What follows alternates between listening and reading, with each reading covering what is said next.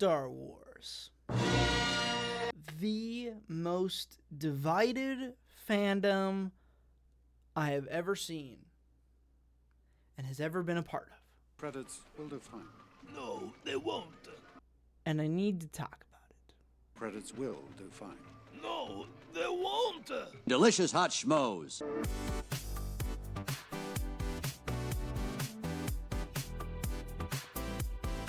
Why do I need to talk about it? Not because I need to get clout or anything like that, but because there happens to be a lot of Star Wars things happening this year. Some of them I'm excited for. Some of them I'm cautiously optimistic for. And some of them I'm not that excited for.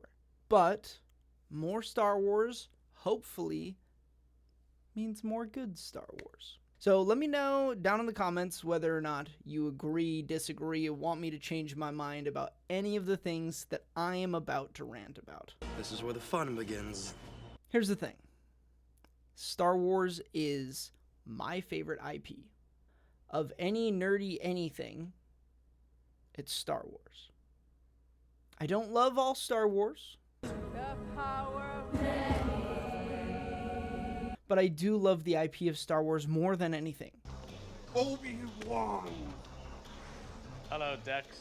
And unfortunately, Star Wars seems to be, as a brand, as an IP, in a very weird spot. Well, I suppose I got hardwire this thing. Because there's people like me that are very passionate about many aspects of this IP and many aspects of what has come out under the Star Wars brand. I thought that we had decided not to fall in love. And there are people that are very, very upset with things that have come out underneath the IP and the brand, especially in the more recent years with the sequel trilogy and some of the Disney Plus TV shows. Traitor! And then there are the people that don't really care about Star Wars per se, but they think it's fun and they like Baby Yoda. Don't touch anything. And I fear that current Star Wars is in a place where they don't know how to make Star Wars content. I feel something. You feel it? Yes, I feel it. That's the Force. Really? Wow, it must be really strong Oh, with I've you. never felt any... Ow! We're going to use the Mandalorian and Grogu movie as a prime example of this. This is all before I've seen the movie, obviously, because it doesn't come out for a couple months. But the marketing for this movie has just felt like, oh, hey, here's Baby Yoda and Mandalorian. You liked their TV show, right? Here's the movie. You'll like it. Here you go. You can have it. There you go. You're gonna like it. Here you go. I think it is time we inform the Senate that our ability to use the Force is diminished. But that's not why we love Star Wars. Yeah, The Mandalorian seasons 1 and 2 were pretty dang sick. And Din Djarin has put his foot down in a place full of other phenomenal characters as a very memorable character. FN 2187. But I would be lying if I told you I watched seasons 1 and 2 because of Mandalorian. I watched it because of the stories that focused around that character and his growth as a character. And I'd be lying to you if I said that I liked season 3 because Mandalorian and Grogu were in that season. Didn't like that season because the story around those characters fell flat. Tell your precious princess there will be no terms. There will be no surrender. Hi, I'm holding for General Hux. And I fear that that is the current problem. That Star Wars as a brand would rather focus on marketing gimmicks, whether it be through a specific character or a specific political ideology or a specific actor. I feel like those things are more important to Lucasfilm when it comes to a Star Wars film or a Star Wars project than the actual part of Star Wars that makes us love it.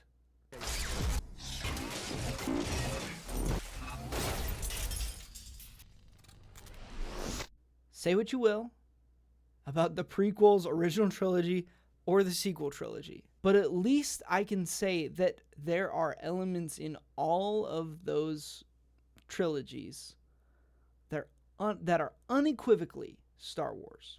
And to prove it to you, we're going to start with the first episode of each of those trilogies. Episode 1, A Phantom Menace. You're a slave? I'm a person, and my name is Anakin. Episode 4, A New Hope.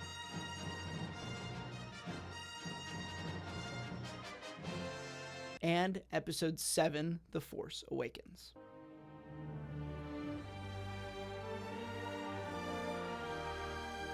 These movies are all Star Wars films. And I'm going to be honest, I like all of these movies because they are unequivocally Star Wars.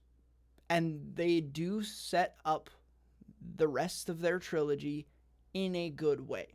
Whether or not the trilogy follows up with that layup there, these movies do things to make you excited, to get you invested, and to tell you that this is a Star Wars movie. These movies all focus on a new character that happens to live on a desert planet. It's working! It's working!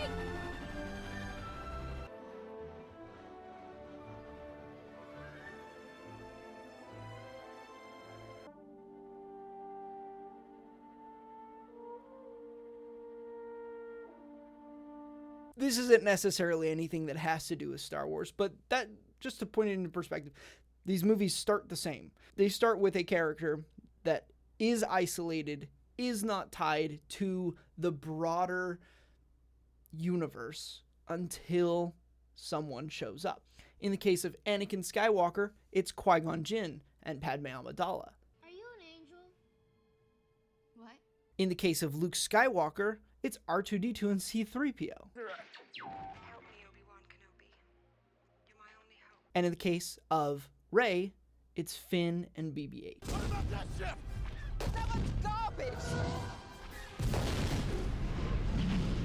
And we are given moments in these movies where they meet an older master, which, I mean, in the case of Anakin is still Qui-Gon Jinn.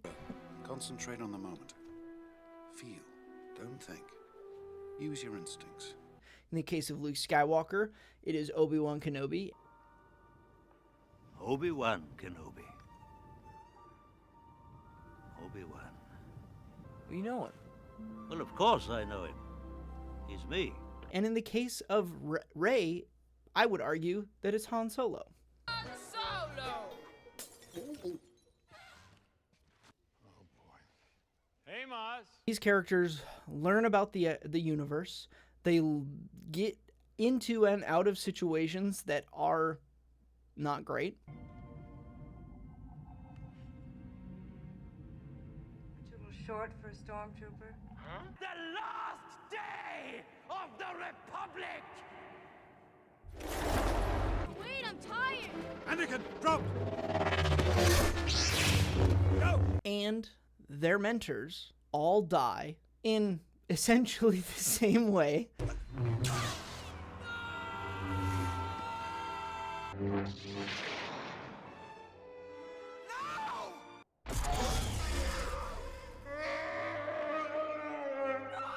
After these moments of growth, this moment of turmoil that these characters have, by the end of the film, we get two more things that are important to a Star Wars film. Number one, an epic battle. Whether it be the Darth Maul, Obi-Wan Kenobi fight,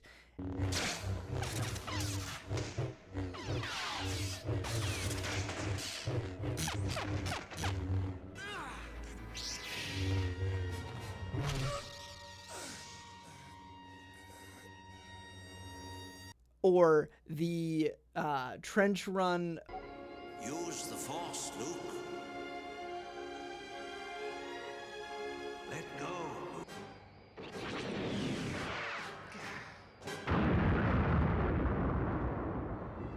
Or the fight with Kylo Ren in the woods. That lightsaber.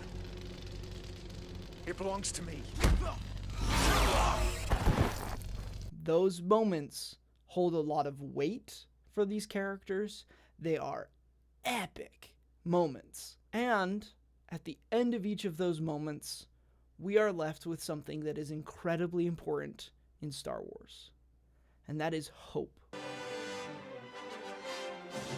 My biggest complaint with any Star Wars project that doesn't ever, win me over is most of them don't give me a feeling of hope. This is just a big rant for me to tell you that I love the prequel trilogy and I love the original trilogy, and I don't love the sequel trilogy because they do some of those things that I don't love. If you like the sequel trilogy, that is completely fine. Everybody's opinion matters to themselves. Back to the original point. Star Wars is in a weird place. We have a new movie coming out later this year, Mandalorian and Grogu. This movie is coming out. It's not going to have any lightsabers. Its main plot point, from what we can tell, is Mandalorian and Grogu. I don't know. This movie doesn't make any sense to me. Why was this decided to be the return to the theater?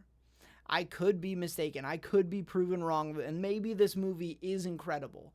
But currently, from the trailers and the rumors that I've seen about this movie, it doesn't seem like it's going to reignite my love for Star Wars in the way that I want it to be reignited in order to fall in love with this idea. So, I hope that Mandalorian and Grogu is a good movie. And if it's not, then that's going to make me incredibly sad and less optimistic for the next Star Wars movie that comes out next year. And that is, Starfighter with Ryan Gosling. I love Ryan Gosling. I don't want people to go watch a Star Wars movie because Ryan Gosling is in the movie. I'm sorry. I don't want that to be the case. So that movie better be freaking awesome.